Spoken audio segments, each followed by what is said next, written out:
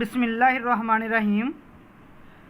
Students, आज हमारा जो लेक्चर है वो है डिस्टेंस डिपेंडेंस एक्सेलरेशन।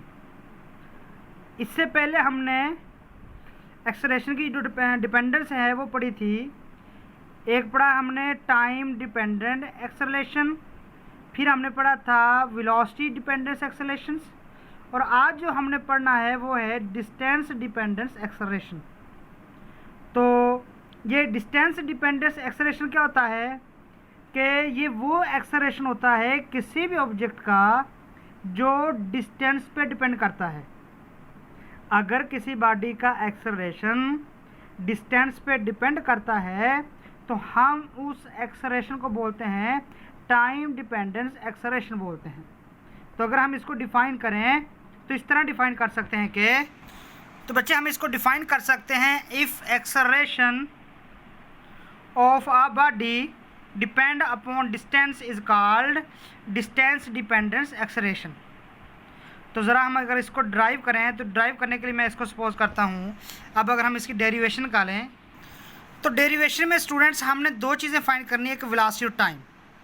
याद रखना, जब भी हमने इसको स्टडी किया है इसके तीन केसेस हैं एक्सेलरेशन के, time dependent acceleration, velocity dependent acceleration, और ये आज का तीसरा आर्टिकल है डिस्टेंस डिपेंडेंट एक्सेलरेशन। इन तीनों आर्टिकल में हमने एक ही चीज़ निकाली है, वो जो कॉमन है, कि वेलोसिटी निकाली और दूसरा क्या निकाला, टाइम। तो अगर सबसे पहले अगर हम वेलोसिटी निकालें, अगर हम इसकी वेलोसिटी निकालें तो आपने पीछे आर्टिकल में फार्मूला पढ़ा हुआ है v into d v over आपके पास आता है डी एक्स, और ये आपके पास है a into x. a into x का मतलब है कि x यहाँ पे डिस्टेंस है तो एक्सेलरेशन x पे डिपेंड कर रहा है, यानी कि डिपेंड पे x पे, डिस्प्लेसमेंट पे, डिस्टेंस पे ये डिपेंड कर रहा है एक्सेलरेशन। ठीक है, तो यहाँ पे देखिए अगर डी एक्स यहाँ पे डिवाइड हो रहा है दूसरी साइड पे जाएगा तो क्या हो जाएगा, मल्टीप्लाई।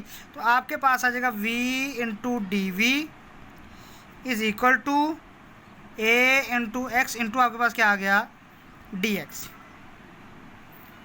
तो आप यहाँ पर क्या करें, दोनों तरफ इंटीग्रेट कर दें। दोनों तरफ इंटीग्रेट करेंगे तो आपके पास आ जाएगा, देखें v डी वी आपके पास आ जाएगा v square over 2 is equal to, ये आपके पास वैसे का वैसे a into x into d x, ये हमारे पास एक्सेलरेशन डिस्टेंस का फंक्शन है, और प्लस आपके पास आ गया कांस्टेंट c। तो ये 2 इधर डिवाइड हो रहा, दूसरी साइड पर जाएगा तो क्या हो जाएगा, मल्टीप्लाई। 2 को उधर ले जाएं तो आपके पास आ जाएगा v square is equal to 2 into x into d x plus आपके पास आ जाएगा 2c।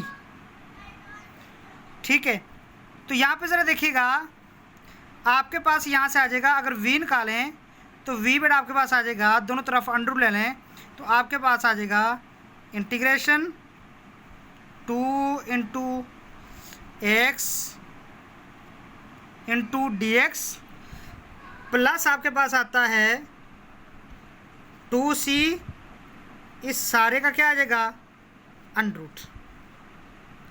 इसको नाम देता हूँ मैं इक्वेशन नंबर 1 का। मैं क्या करता हूँ, इस इक्वेशन के अंदर मैं दो चीज़ें पुट करता हूँ। एक ये मेरे पास जो आ रहा है 2 इंटू a, ठीक है, ये x का फंक्शन है, इंटू आपके पास आ गया dx, इसकी इंटीग्रेशन। मैं कहता हूँ कि ये बराबर है f ऑफ x के, यह हमने f ऑफ x के बराबर सपोज कर लिया, और जो 2c कांस्टेंट है ये मैं सपोज कर लेता हूँ d के बराबर है। तो देखें इक्वेशन 1 आपके पास क्या बन जाएगी, इक्वेशन 1 आपके पास बन जाएगी v इज इक्वल टू, देखें इसकी जगह पे, सारे की जगह पे हमने f ऑफ x पुट कर दिया, प्लस आपके पास क्या आ गया d, और सारा किसके बराबर आ गया, अंडर रूट के, सारे का हमने अंडर रूट निकाल लिया। क्लियर, तो ये आपके पास आ गई वेलोसिटी। इसको नाम दे दें इक्वेशन नंबर 2 का। यहाँ पे देखिएगा, हम सिर्फ यहाँ पे ये 2 कांस्टेंट है, इसको ज़रा, इसको हम अंदर सपोज नहीं करते, सिर्फ ये वाली जो रकम है, ये वाली, इस रकम को f ऑफ x के बराबर कहते हैं, 2c को बराबर कहते हैं 2d के बराबर है, ये d के बराबर है। अब यहाँ पे देखिएगा बच्चे कि ये a of x into d x की जगह पे आ जाएगा एफ ऑफ एक्स, ये 2 वैसे का वैसे साथ आ जाएगा। तो यहाँ पे मैं इसको लिख देता हूँ 2, ये साथ वैसे का वैसे आ जाएगा, 2 into F of x plus आपके पास क्या आ गया डी, 2c की जगह पे डी आ गया आपके पास। ठीक है, अब आगे देखें ज़रा। अब ये हमारे पास आ गई वेलोसिटी या स्पीड के लिए, ये हमारे पास आ गई। अब हम यहाँ से आगे क्या निकालेंगे, टाइम निकालेंगे। तो देखें क्वेश्चन 2 में देखें यहाँ पे टाइम निकालने के लिए मैं v को लिख दूंगा बेटा, क्या लिख दूंगा, dx ओवर dt। आपको पता है v को क्या लिख सकते हैं, dx ओवर dt लिख सकते हैं। तो देखें आपके पास क्वेश्चन 2 बन जाएगी। अब यहाँ पे देखें ये क्वेश्चन नंबर 2 थी, v की जगह पे मैंने dx ओवर dt लिख दिया। अब यहाँ पे क्या करें, dt को उधर ले जाएं, dt को उधर लेके जाएंगे, इधर डिवाइड हो रही है, दूसरी साइड पे जाएगा तो क्या हो जाएगा मल्टीप्लाई, और 2f of x plus D सारे कंडरूट को क्या करें, उधर से उठाएं, इधर आकर क्या कर दें, डिवाइड कर दें। तो देखें ये क्वेश्चन आपके पास बन जाएगी dx over 2 into F of x plus D सारे का अंडरूट इंटू आपके पास क्या आ गया dt। ये dt उधर जाएगा तो मल्टीप्लाई हो जाएगा, और ये वाला फैक्टर यहाँ पे मल्टीप्लाई हो रहा है, दूसरी साइड पे जाएगा तो क्या हो जाएगा डिवाइड। तो दोनों तरफ आप क्या कर लें, इंटीग्रेट कर लें। दोनों तरफ जब इंटीग्रेशन लेंगे तो यहाँ पे ज़रा देखिएगा तो आपके पास देखिए dt की इंटीग्रेशन क्या आ जाएगी, t ये वैसे का वैसे into dx over 2 into F of x plus D, इस सारे का क्या है अंडरूट, इसकी इंटीग्रेशन वैसे की वैसे, प्लस आपके पास आ जाता है, प्लस आपके पास आ जाता है ई क्या है, इंटीग्रेशन कांस्टेंट है। तो ये क्वेश्चन आपके पास आ गई, और ये क्वेश्चन आपको क्या देगी, टाइम देगी।